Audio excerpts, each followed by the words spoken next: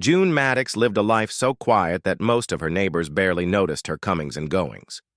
But that quiet hid years of sacrifice, the kind that etched deep lines into a face and carried stories in every worn stitch of a jacket. To her, this day wasn't just another milestone, it was the culmination of everything she had endured and everything she had built for her son, Ethan. The auditorium was massive, polished, and filled with the sound of privilege. Families in pressed suits and shimmering dresses moved in like they owned the space. Laughter carried easily, the kind born of comfort and entitlement. June, by contrast, entered with hesitant steps, clutching her old khaki jacket close to her chest.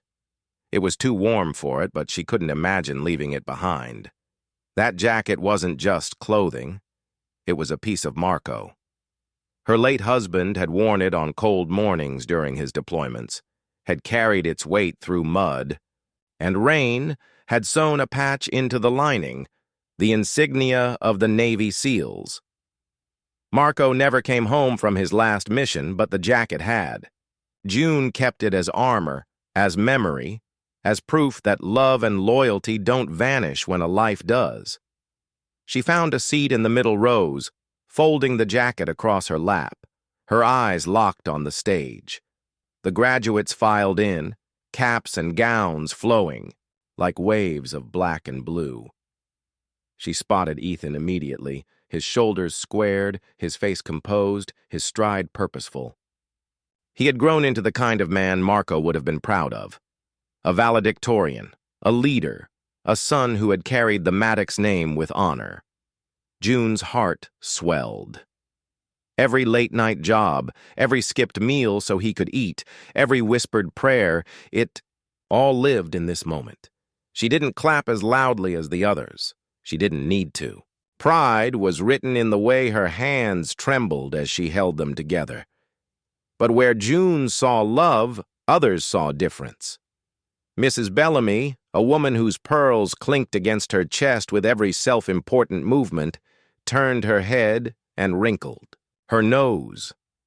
She leaned toward another parent and whispered, her words like knives cloaked in perfume. "Look at her. That coat. I doubt she even belongs here. Some people just don't know their place." The whispers multiplied. Glances followed. To the privileged, June was not a proud mother. She was an intruder. The two guards stationed by the aisle noticed the murmurs. Young, stiff-backed, and eager to enforce authority, they approached Mrs. Bellamy. She tilted her head toward June, her lips curling with satisfaction. That was all it took. Without questioning, the guards moved down the row, their boots heavy, against the polished floor. June stiffened as they stopped beside her. One gestured firmly. "Stand." His tone wasn't kind. It was commanding, dismissive.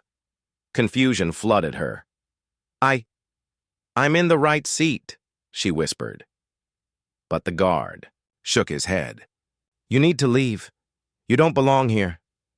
The words shattered her. Whispers rippled through the nearby families. Some looked at her with pity, others with smug approval. Mrs. Bellamy folded her arms, her smirk deepening. June's cheeks burned, humiliation crawling over her like fire. She clutched her jacket tighter, her fingers brushing the patch hidden inside. Marco's patch. She wanted to cry out, to demand they let her stay, but pride kept her silent. Slowly, painfully, she rose. The guards flanked her, guiding her toward the exit. She heard the murmurs, felt the stares. Each step was heavier than the last. Her heart pounded not for herself, but for Ethan. He would look for her. He would expect her eyes in the crowd, and she would not be there. The heavy doors shut behind her with a thud that felt final. Outside, the world was quieter. The muffled sounds of the ceremony bleeding faintly through the walls. June lowered herself onto the stone steps, her hands trembling as she pulled the jacket close. Tears stung her eyes, but she forced them back. She had endured worse, burying Marco, raising Ethan alone, working until her body ached. Still, this humiliation carved deeper than she expected. Her gaze fell to the patch sewn inside the jacket, hidden to everyone but her. She pressed her hand against it, remembering Marco's steady voice. "You belong, June, no matter where you are." The guards thought they had removed a nobody. What they didn't know was that she was more than just a mother. She was the widow of a Navy SEAL, the mother of a son who had carried his father's legacy forward. And she was not as alone as they assumed, because Marco's brothers, the ones who had stood beside him in fire and shadow, had not forgotten June or Ethan. They had watched quietly over the years, guiding Ethan, honoring Marco's memory. And when they heard what had happened, they did what SEALs always do. They prepared to move. Inside, Ethan's name would soon be called. But outside, the quiet air around June was about to change. 6 men were on their way. Inside the auditorium, the celebration pressed forward with polished smiles and scripted words. Faculty spoke of achievement, of bright futures, of young leaders ready to step into the world. Parents clapped on cue, their cameras flashing, their pride loud enough to fill the room. Yet for Ethan Maddox, seated in his cap and gown, none of it felt complete. He kept scanning the rows of faces, his eyes darting past families who waved proudly at their graduates. He searched for her, for the one person whose pride mattered more than all the applause in the world. But every time he looked, the same ache gnawed at him. His mother wasn't there. At first, he told himself she must be seated farther back, hidden in the crowd. Maybe she'd stepped out for a moment. But the unease grew heavier with each passing second. Ethan knew his mother. She would never miss this. She had carried him through every struggle, through every lonely night after Marco's death, through every hardship they endured together. She had promised she'd be here, and she had never broken a promise. The principal called his name. Applause erupted. Ethan rose, steady and composed, the tassel brushing his cheek as he walked to the stage. His classmates clapped, the audience cheered, but his heart felt strangely hollow. He shook the principal's hand, accepted his diploma, and turned to face the crowd. This should have been the proudest moment of his life. Yet all he could think was, "Where's Mom?" Back on the stone steps outside, June sat with her jacket pressed against her chest, her eyes downcast. She couldn't hear Ethan's name being cheered. She couldn't see his stride across the stage. The humiliation of being escorted out rang louder than any applause. She whispered a prayer through trembling lips, that Ethan would forgive her absence, that he would understand. Inside, Ethan stepped down from the stage, diploma in hand. He scanned the rows again, but the empty space in his chest deepened. Then, out of the corner of his eye, he caught movement beyond the glass doors at the back, and his breath caught. 6 figures approached, their stride purposeful, their presence unmistakable. They weren't dressed in uniforms, but Ethan didn't need insignia to recognize them. These were his father's brothers, the men who had trained him, guided him, who carried Marco's memory in every scar and hardened expression. Navy SEALs, and in the middle of them sat June. Relief washed over Ethan, so sudden and fierce that his knees nearly buckled. His mother wasn't alone. She hadn't been abandoned. The humiliation forced upon her was already being answered. Not with shouting, not with chaos, but with loyalty. The audience began to notice. Whispers rippled through the rows as the SEALs entered. Parents nudged one another. Students craned their necks. Some raised phones, their cameras catching the quiet, deliberate way the 6 men moved. They didn't rush. They didn't need to. Their calm steps spoke volumes. The guards stationed by the doors froze. Their earlier smugness drained from their faces. Authority that had seemed so absolute just minutes before now felt flimsy. Their eyes flickered nervously as the seals closed. No words were exchanged, but the message was undeniable. The woman they had forced out was not just a mother in an old jacket. She was family to men who commanded respect wherever they went. Ethan's grip tightened on his diploma. Pride burned in his chest, stronger than any applause could spark. His mother wasn't diminished anymore. She was vindicated. The world would see her for what she truly was, not an outsider, not someone who didn't belong, but the quiet heart of a family that had given more than most could ever understand. The seals surrounded June, forming a protective half-circle, their silence louder than 1,000 protests. Mrs. Bellamy, the pearl-draped woman who had started the whispers, shifted uncomfortably in her seat. Her smirk was gone, her eyes fixed forward as if she hoped not to be noticed. But she was noticed. Everyone saw her, and everyone knew. Ethan swallowed hard, his eyes burning. He thought of his father then, Marco Maddox, the man who had once stood as tall as these brothers, who had worn the same trident with pride. His father would have wanted this. He would have wanted June to be defended, honored, lifted above those who dared to shame her. And Ethan knew in that instant he was not just his father's son. He was part of the same legacy. He stepped off the aisle and moved toward June, his gown brushing against his shoes, his diploma clutched tightly. The seals shifted slightly, making space for him within their formation. When he reached his mother, she looked up, her eyes red but shining. He bent down, kissed her forehead, and whispered words the crowd couldn't hear, but didn't need to, because the image said it all. The guard's arrogance had been exposed. The audience's perception had been transformed, and June Maddox, once humiliated, now sat at the center of the most powerful display of respect anyone there would ever witness. The day wasn't over. The reckoning was just beginning. The atmosphere inside the auditorium shifted like a current. Just minutes earlier, the audience had been absorbed in speeches and applause. Now their focus drifted to the back, where June Maddox sat surrounded by 6 men who carried themselves with quiet power. The seals didn't announce themselves. They didn't need to. The way they stood, broad-shouldered, sharp-eyed, posture like steel, said everything. Years of discipline, service, and loyalty radiated from them.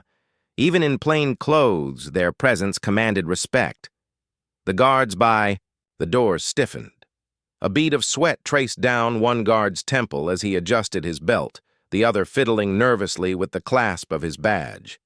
Their authority, so absolute just moments ago, now felt fragile. They had escorted June out, with smug certainty fueled by Mrs. Bellamy's whispers. But now they stood face to face with a brotherhood that didn't need weapons or uniforms to carry weight. The audience sensed it too. Parents leaned toward each other, murmuring. Students nudged their friends, eyes wide. A few phones lifted, discreetly, capturing the scene unfolding. The narrative had flipped in real time. What had looked like the quiet removal of an outsider was now exposed as humiliation against someone who belonged more than anyone else. June sat at the center of it all, her jacket folded across her lap, her hands trembling less now. The heat of humiliation still burned in her memory, but the sting was fading. Around her, she felt Marco's presence, not in ghostly whispers, but in the flesh and blood of the men who had once stood by his side. She had been cast out, told she didn't belong, but here she was, shielded by loyalty that could never be stripped away. Ethan moved closer, his diploma clutched tightly, his cap tilted forward. Relief and pride surged in his chest. His mother wasn't alone. She wasn't invisible. She was honored, surrounded by the very men who had helped shape him. As he reached her, the seals shifted slightly, their formation adjusting instinctively, making space for him. It was more than a gesture. It was a statement. Ethan wasn't just a graduate. He was one of them, his father's son, his mother's defender, the future of a legacy that would never fade. The guard's discomfort grew unbearable. One cleared his throat as if preparing to explain himself, but no words came. The SEALs hadn't spoken a single sentence, yet the silence pressed harder than any reprimand could. Their stillness was deliberate, their presence a wall of judgment that could not be escaped. Mrs. Bellamy shifted in her chair, her pearls clinking as her hands fidgeted in her lap. She avoided eye contact, her earlier smirk long gone. The whispers she had started now returned to her like daggers. People weren't nodding in agreement anymore, they were glaring. The ceremony continued at the front of the hall, but the speeches felt hollow against the gravity at the back. The real story wasn't in the carefully rehearsed words or the tossing of caps. It was here. A mother once shamed, now vindicated. Ethan placed a hand on his mother's shoulder, steady and strong. She looked up at him, her eyes shining. No words were exchanged, because none were needed. The image itself told the story. Loyalty, honor, and respect, standing taller than arrogance. The guards finally stepped aside, not with authority, but with defeat. They kept their eyes down, their rigid posture unraveling with every second. They knew the truth now. What they had done was seen, judged, and condemned by men whose respect carried more weight than any badge. For June, the moment was surreal. She had walked into the hall unnoticed, had been removed in humiliation, and now sat as the quiet center of gravity in a story that was no longer hers alone. It belonged to everyone watching, to every whisper that would spread, to every parent and student who would carry the memory of this day forward. And for the SEALs, it was nothing extraordinary. It was loyalty. It was duty. It was simply what you did when someone you respected was wronged. But their silence that day would echo far louder than any speech ever could. The graduation ceremony pressed on, but the rhythm was broken. No one in the audience could ignore the quiet gravity that filled the back of the hall. Teachers kept speaking, graduates kept walking the stage, but attention drifted again and again toward June Maddox and the 6 men flanking her.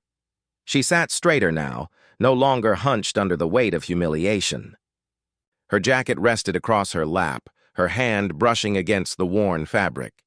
Inside its lining was the insignia Marco had carried, a reminder of a life sacrificed in service, a symbol that had once seemed only hers to protect. But in that moment, surrounded by the men who had known Marco, she realized it was more than memory. It was living proof that loyalty doesn't die. The whispers in the audience had changed. Earlier they had judged her, assuming she was out of place. Now their murmurs carried awe, sympathy, even respect. A few leaned forward as if to get a clearer look, and others shook their heads at the guards who still lingered by the doors. Phones captured discreet photos, each one immortalizing the shift. The woman once removed, now restored to honor by the quiet presence of men who owed her nothing and yet gave her everything. Ethan stood beside his mother, diploma in hand. Pride radiated from him, sharper and deeper than anything he felt on stage. His achievement suddenly seemed small compared to this. The vindication of his mother, the transformation of shame into respect. He thought of his father then, of Marco's steady voice and unshakable presence. And though his father was gone, Ethan knew this was exactly how he would have wanted June to be honored. The guards who had escorted her out remained stiff, but their confidence had collapsed. One shifted uncomfortably, his hand brushing his belt as though it could anchor him. The other kept his eyes fixed forward, refusing to meet the stares now directed at him. They had become the spectacle, not June. Their mistake was being recorded, whispered about, and remembered. The SEALs didn't move, didn't speak.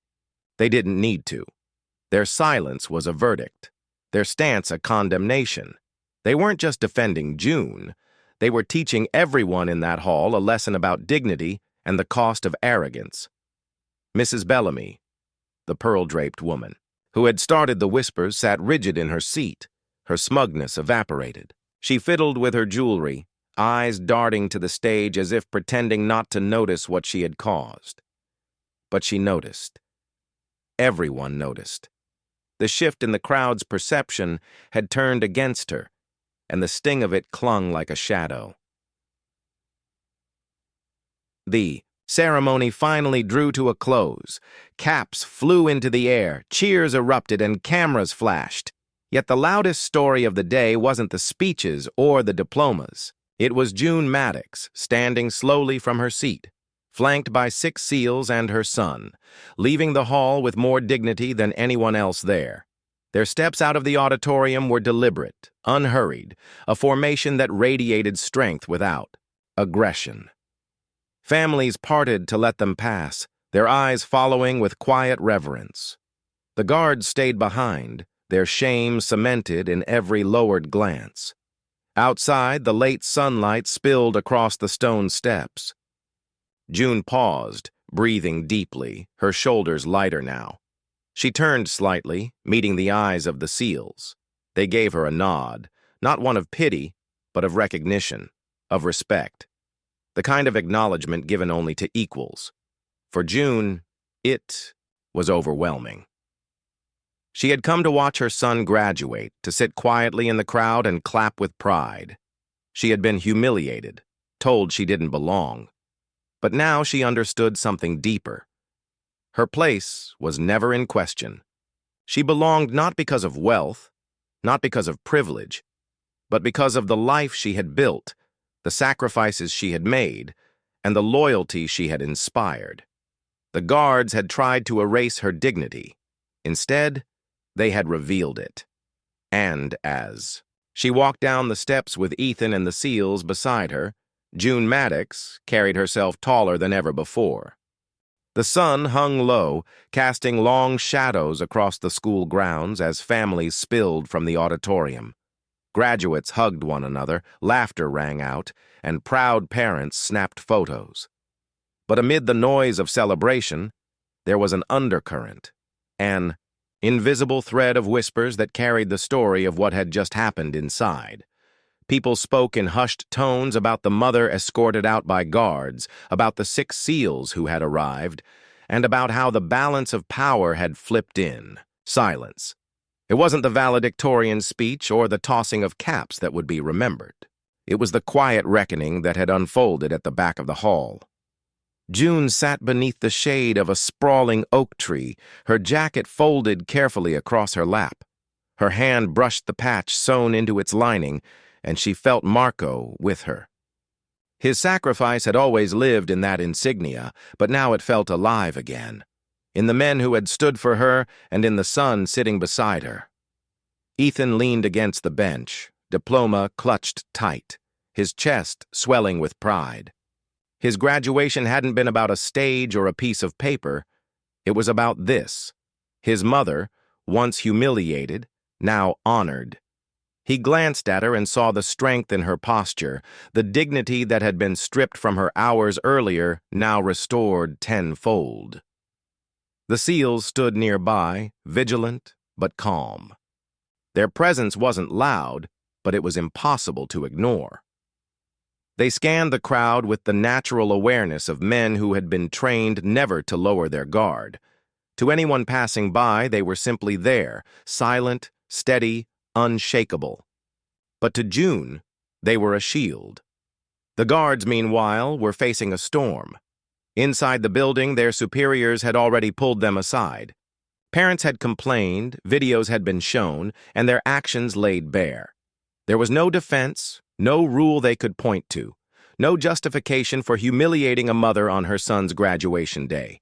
Their arrogance had seemed powerful in the moment, but it collapsed easily under the weight of accountability. By evening, both were suspended pending review. Word of the incident was spreading faster than they could contain. Social media posts showed still frames of the SEALs entering, of June seated at their center.